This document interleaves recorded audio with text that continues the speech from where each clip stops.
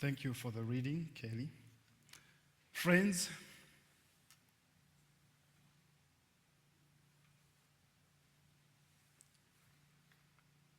this passage has a lot of lessons we can pick. The passage shows us how the new Pharaoh oppressed the children of Israel. It also shows us how women played a significant role to preserve life and offer justice to all the targeted innocent children of Israel. Interestingly, it is not just the Hebrew women who participated in the disobedience of the king's command, but also the princes of Egypt. In this ancient story, the people demonstrated what it means to stand with God in the hour of the people's grief or grieving.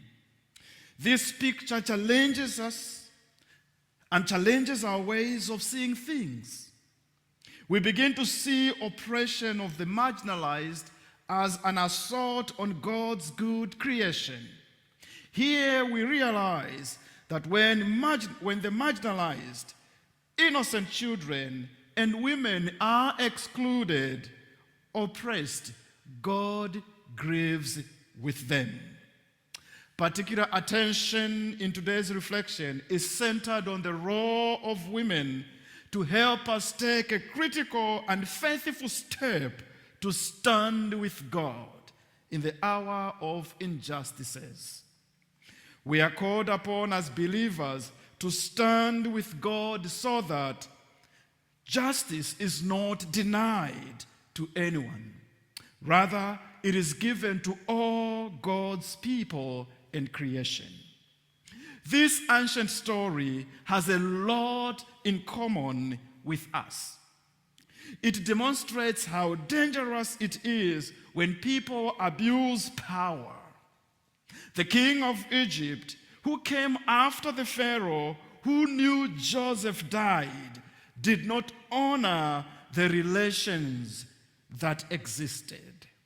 He forgot about the economic policies and transformation that Joseph introduced that saved the entire nation of Egypt, as well as the neighboring countries from starvation.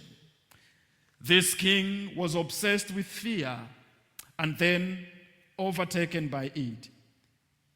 He feared that his reign was at risk in an event that the Israelites would join forces with his enemies.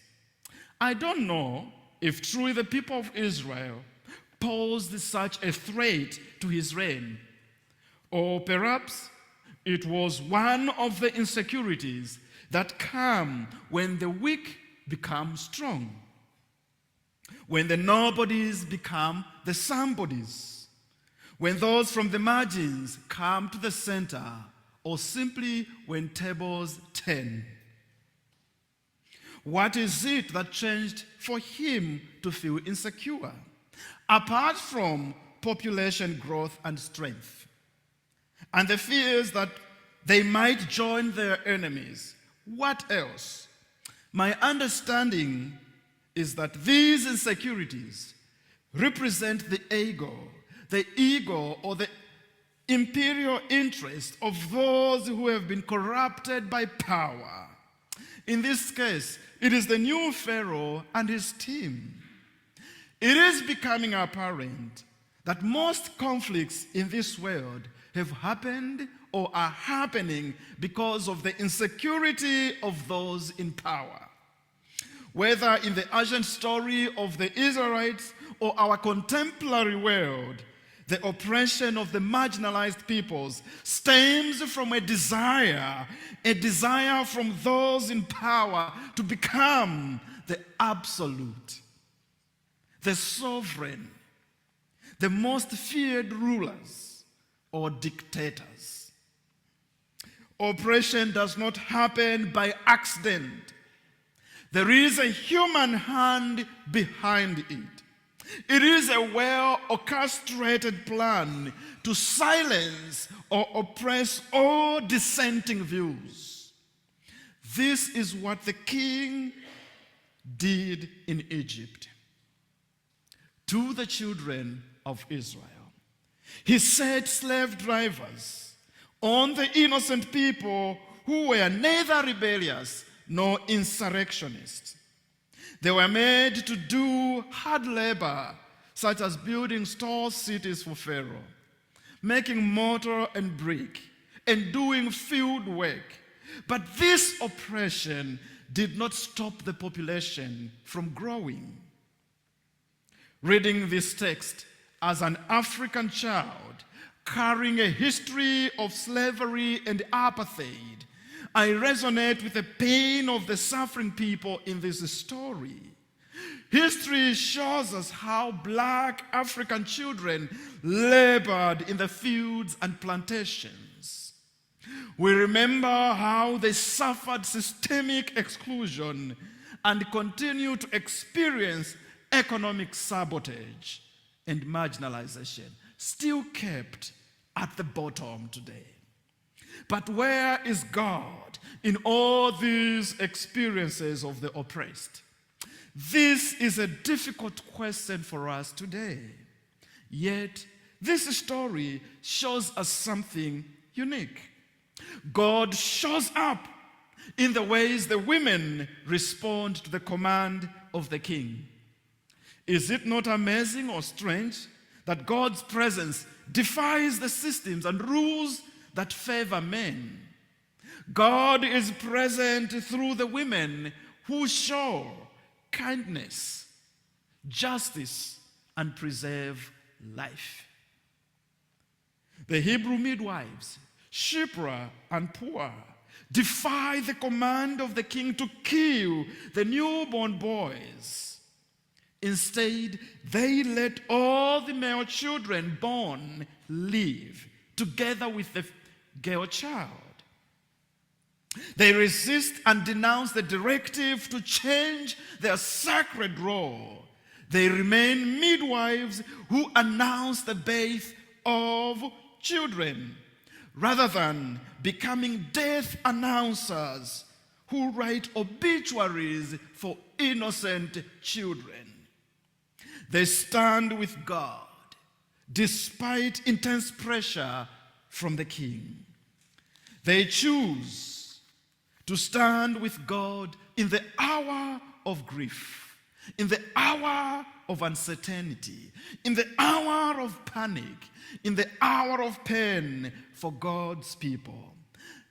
The writer of the story says, the midwives feared, or they were faithful to God and did not do as the king of Egypt commanded them. This stand can be given many names, but I've chosen this morning to describe it as justice. This justice offered life, calm, and peace out of death, conflict, chaos, and threats. It is this motive that distinguished them, even when they were summoned to appear before the king. Justice and life remained the focus of their action. The call for justice has never been louder than it is today.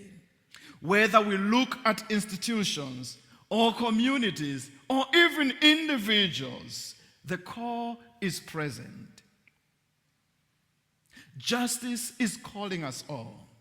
We are called upon to stand as midwives of justice so that God's people can receive their breakthrough, can receive their freedom, can receive their justice. Friends, the midwife's decision to refuse to participate in the crime against humanity shows us that injustice kills the dreams of the people. It shatters the hopes of the marginalized. Injustice crushes down the aspirations and hopes of the people for a better tomorrow. In this way, when we understand that justice gives hope, justice defines a better tomorrow for the people, we know what it means to stand with God. We are showed how to stand with God when we look at the story of the midwives, or the response of the midwives. We stand with God by standing for justice, truth, and life. This call is for both an individual and a community. As an individual and a community, we are called upon to become midwives of justice. A political organization is also called upon to stand for justice. The Church of God must stand for justice.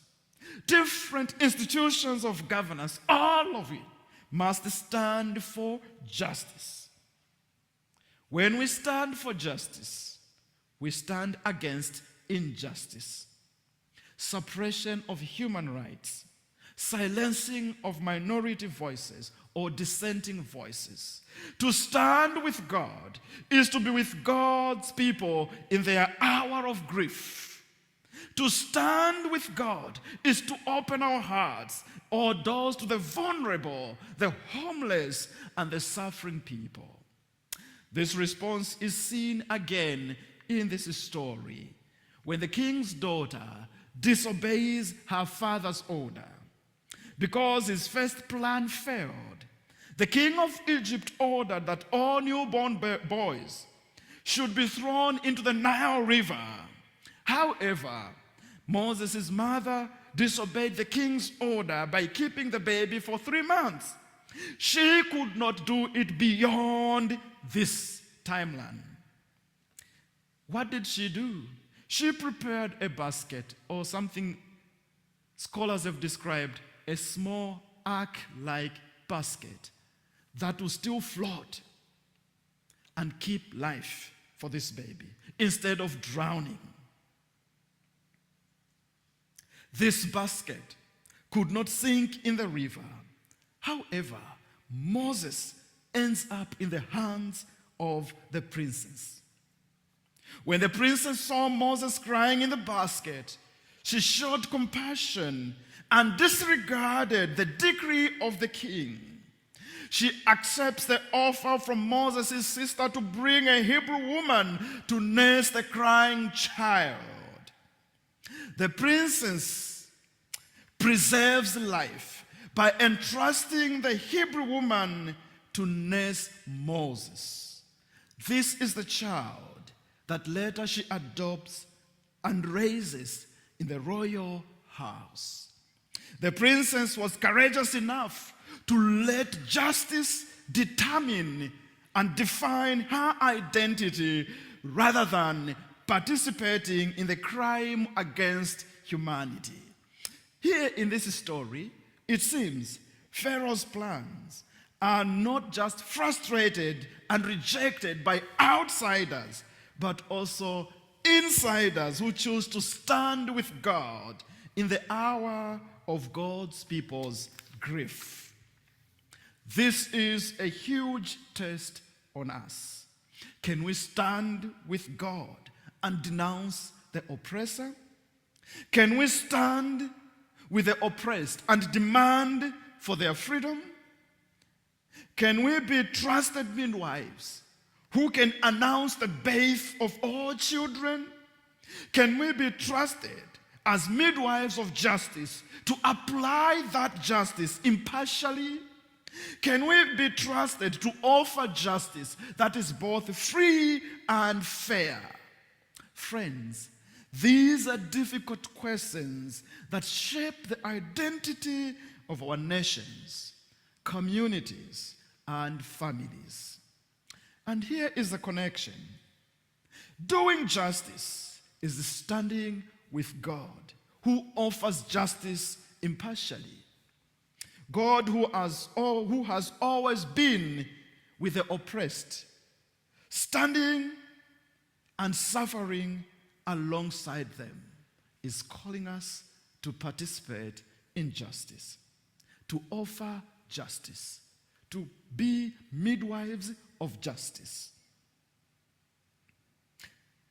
This is what John Calvin once said.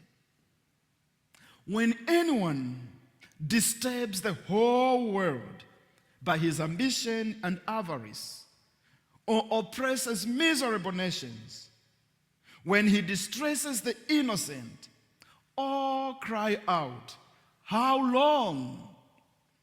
It is at length heard by the Lord. It is then the same as though God hears God's self when God hears the cries and the groaning of those who cannot bear injustice. This reminds us that the cries of the victim are the cries of God amidst injustices. Furthermore, standing with the victims proclaims that God is living and continues to participate in our struggles. Therefore, as we go out, let us open our hearts to the invitation to stand with God. Let us hear the cries of the people as an invitation to become midwives of justice, life, love, truth, and care.